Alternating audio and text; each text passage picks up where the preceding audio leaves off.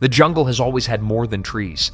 It's a maze of shadows where every path feels watched, every silence feels alive. Travelers, time and again, swore they saw entities there, something neither man nor beast. Here are 10 of those mythical forest creatures that refuse to stay hidden. Number 10. Orang Bunian. Have you ever seen how movies show good spirits? Faces glowing, dressed all in white, moving quietly through the world of the living. That image is not far from the way people in Malaysia and Indonesia describe the Orang Bunian, the hidden people. They aren't monsters. They look almost human, but more perfect, more flawless. Legends say they live in invisible villages deep inside the rainforest in a world that overlaps with ours. Sometimes travelers hear laughter or music drifting through the trees, only to find nothing when they search. Stories tell of people who vanish into the jungle only to return years later, saying they lived with the Orang Bunian, celebrating, feasting, forgetting the outside world. Yet in reality, far more time had passed. Others never return at all. The Orang Bunian are not evil, but they are not human either. To step into their world is to leave yours behind. One modern story even claims a group was spirited away into a Bunian town. So, are the Bunian real? We don't know.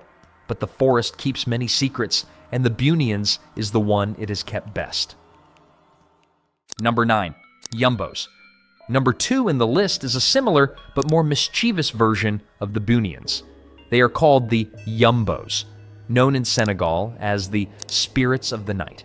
In West African folklore, they are described as small, silver-skinned beings with flawless, glowing faces.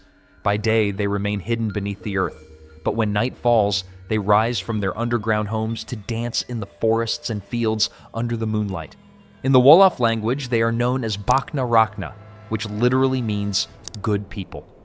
The first written description came from French missionaries in the 17th century, who noted that villagers warned travelers never to disturb their moonlit gatherings. They were said to live beneath the Paps Hills, emerging for feasts where food appeared from nowhere and music filled the air. Unlike darker spirits, the Yumboes were playful rather than cruel, but their mischief was well known, sneaking food from human homes, borrowing household items, leading travelers astray at night, and sometimes causing strange illness when offended. But their beauty and kindness do not make them less mysterious. Even today, some Senegalese elders say glowing figures seen in the forest at night aren't fireflies, they are the Yumboes. Number 8. Chaneques. The third one in this video is the Chaneques, spirits from Mexican folklore. Their name comes from the Nahuatl word Ohuican Chaneque, meaning those who inhabit dangerous places.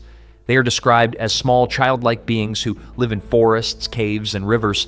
Some accounts say they look young but with strangely aged faces. Others describe them as shadows, barely visible to human eyes. Chaneques are guardians of nature. They protect animals, plants, and sacred places. But they are also full of fun. They lead travelers astray, hide belongings, and create strange sounds in the woods. If angered, Chaneques can steal someone's tanali, the brain force, in Nahua belief. This vital force regulated a person's growth, body temperature, and liveliness, and each person's tanali differed according to his or her status, age, and experience. Victims with lost tanali may fall sick or suffer memory loss. A ritual must be done to recover the tanali, or the person might not survive. Number 7. Chullachaqui. The Chullachaqui is one of the most feared and fascinating spirits of the Amazon. The name comes from the Quechua language, where Chulla means uneven, and Chaqui means foot. The reason is simple. He is always seen with only one normal foot. The other is either twisted or deformed, sometimes animal-like, clawed, or sometimes even turned backwards. That is the only way to recognize him, no matter what form he takes. In many stories, he appears as someone you know, a family member, a friend, even a trusted guide. Children say he can appear as a playmate, but if you follow him into the forest, you may never come back. For some, he is not just a trickster, but a guardian. He protects the animals and sacred trees of the Amazon. Those who kill more than they need or cut down the wrong tree risk his anger. But others say he is darker than that.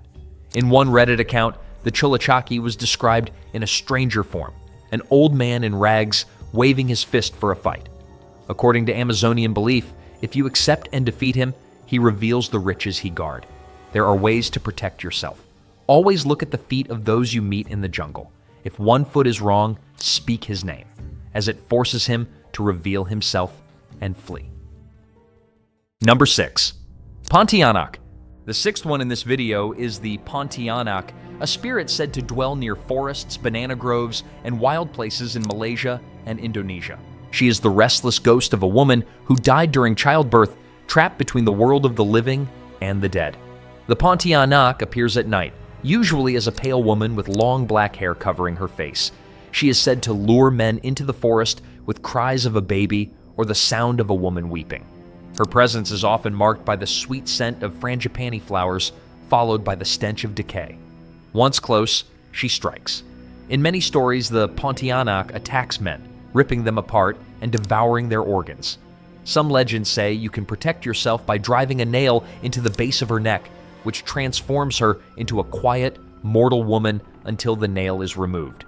Even today, sightings of the Pontianak are reported across villages in Malaysia and Indonesia. She is feared not just as a ghost, but as a reminder of the dangers that wait in the forest at night. Number 5. Curupira. Next up is the Curupira, one of the oldest spirits in Brazilian folklore. The name comes from the Tupi language and was first recorded in the early 1500s when Portuguese settlers wrote down the stories they heard. The Curupira is usually described as a small figure with bright red or flaming hair, but his most famous feature is his backwards feet. Hunters who try to track him only end up lost, walking deeper into the forest, following prints that lead nowhere. He is considered a fierce guardian of the jungle. The Curupira punishes those who cut down sacred trees, kill animals for sport, or take more than they need. Sometimes he only confuses hunters with tricks and sounds. Other times, he is violent, dragging them into the forest and never letting them out. Even today, many people in rural Brazil still speak of him. Parents warn children not to disrespect the forest. Number 4. Basajaun. In the mountains of the Basque country, there is a legend of a giant. He is not a monster. He is not a ghost. He is called the Basajaun, the Lord of the Forest. Villagers say he watches from the trees, taller than any man, covered in hair from head to toe. His roar can scatter wolves. His footsteps shake the ground. Shepherds once claimed they saw him at the edge of the woods, warning them of storms before the first clouds appeared. But the Basajaun is more than a protector. Stories say he was a teacher. It was he who showed humans how to till the earth, forge iron, and harvest the land. Knowledge that changed survival into life. It is also believed that the Basajaun built many megaliths and possessed advanced knowledge of technology. Legends place him in the forests of Ataun and Gorbea in the Basque country and in the Irati jungle of Navarre. Some modern theories even suggest the myth of Basajaun may echo the memory of early humans coexisting with Neanderthals. One tale tells of Martin Cheeky, the only man who managed to trick the Basajaun, stealing their secrets of farming and craftsmanship. Number 3. TikBalang. Remember the centaur, half man, half horse? In the forest of Philippines, there's a legend of something almost the opposite, the TikBalang. Instead of a man with a horse's body, it is a towering figure with a human body and the head of a horse. Burning eyes, hooves instead of feet, and limbs so long that when it squats, the knees rise past the head. Finally, a dangerous laugh that echoes through the jungle. The TikBalang is said to wait on lonely mountain trails and deep forest paths. Travelers who cross its territory are led astray, walking in circles for hours, sometimes days. No matter how skilled the guide, the forest bends to the TikBalang's trickery. Early records didn't always call it a horse.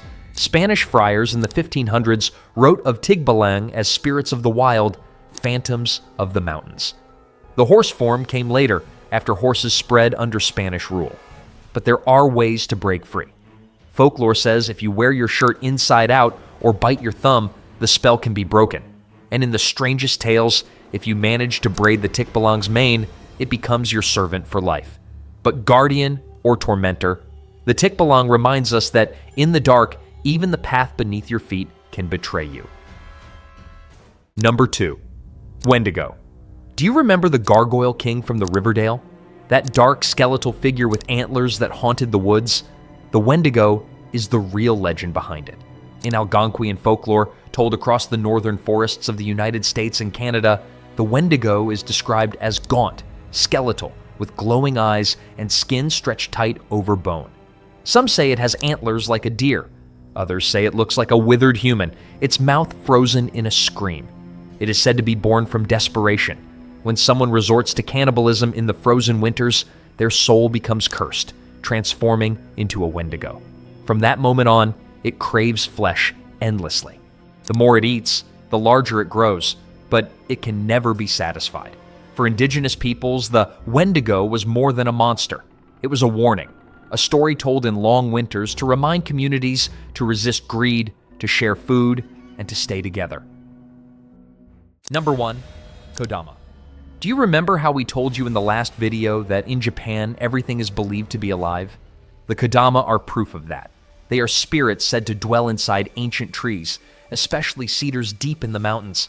A Kodama might appear as a glowing light or a small ghostly figure. But more often, it is never seen at all, only felt in the stillness of the forest. To cut down a tree that holds a Kodama is dangerous. The tree bleeds when cut, and this is regarded as a sign that a Kodama is living inside. Legends say cutting one brings disaster, sickness, or even death. That is why villagers once tied sacred ropes called shimenawa around certain trees to warn everyone that a spirit lived there. They are said to punish greed, but they also protect those who respect the forest. Even today, some old trees in Japan still carry sacred ropes, silent reminders that the forest is alive and watching.